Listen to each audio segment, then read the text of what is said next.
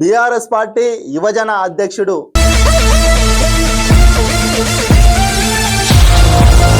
మాజీ మంత్రి తన్నీరు హరీష్ రావు గారి అడుగుజాడలే నడిచే వ్యక్తి రెడ్డి ప్రభాకర్ రెడ్డి గారితో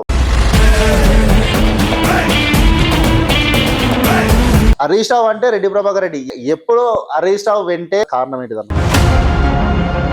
హరీష్ అనే ఒక వ్యక్తి, ఆయన ఒక వ్యక్తి కాదు, శక్తి. రక్తం తీస్తే కూడా హరీష్ అనే ఉంటది అన్న. గుండె తీస్తే కూడా హరీష్ అనే ఉంటాడు. నీ కంటి చూపెందుకో హరీష్ అన్న మా కోసం చూస్తుంటదే, నీ ఇంటి తలుపెందుకో హరీష్ అన్న ఎప్పుడు తెరిసుంటదే. అసలు హరీష్ రావు అంటే ఇంతగానో మీకు అంత పిచ్చి ఏంటదన్న?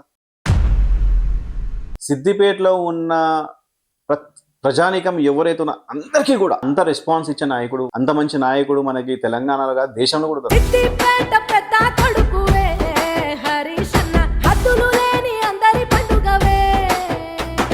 సిద్దిపేట డెవలప్మెంట్ అంటే మీద మిటమిట లోపల లోట్లోట అంటారు కదా, సేమ్ ఇటనే ఈరోజు ఇంటిగ్రేటెడ్ కాంప్లెక్స్లు, ఇంటిగ్రేటెడ్ మార్కెట్లు, బ్రహ్మాండంగా రోడ్లకు ఇరువైపుల చెట్లు, 100 పడకల ఆసుపత్రి, కలెక్టరేటు, కమిషనరేటు, ప్రతి డిపార్ట్మెంట్ సంబంధించి బ్రహ్మాండమైన బిల్డింగ్లు.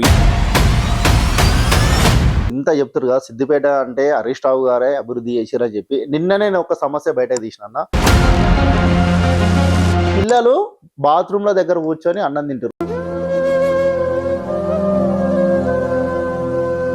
చేసిన పనులను పెండింగ్ లో పెట్టారు కదన్న. మేము చేసేకాడికి చేసినాము, ప్రభుత్వం పోయింది, ఇప్పుడు చేయాల్సింది ఎవరు? కాంగ్రెస్ ప్రభుత్వం కదా. బీఆర్ఎస్ పార్టీలో కూడా వర్గపోరు జరుగుతుంది. మాకు వర్గపోరు లేదు, మా దాంట్లో ఎలాంటి కుమ్ములాటలు లేవు. మాకు ఒక్కడే నాయకుడు హరీష్ అన్న. రెడ్డి ప్రభాకర్ రెడ్డి గారు సైకిల్ మీద నుంచి ఫార్చునర్ దాకా రాగలని కారణం ఏంటిది? నేను నమ్మేది ఒకటే, కష్టే ఫలే, వర్క్ లైఫ్ బ్యాలెన్స్. నేను ఒక ప్లాన్కి వెళ్తాను, ప్లానింగ్ ఉంటే ఏదైనా సాధిస్తామనేది కూడా హరీష్ అన్న ద్వారానే నేర్చుకున్నాను. కాంగ్రెస్ పార్టీ నాయకులు ఈ స్థానిక ఎన్నికలు వస్తే 99% మేమే కాంగ్రెస్ పార్టీ సీట్లు గెలుస్తామని అంటున్నారు. వాళ్ళు ఏదో భ్రమపడుతున్నారు.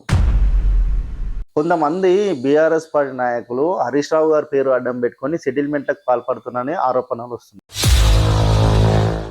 బీఆర్ఎస్ ప్రభుత్వంలో దట్టు హరీష్ అన్న గారి కాన్స్టిట్యున్సీలో అలాంటి వాడికి చోటు ఉండదు.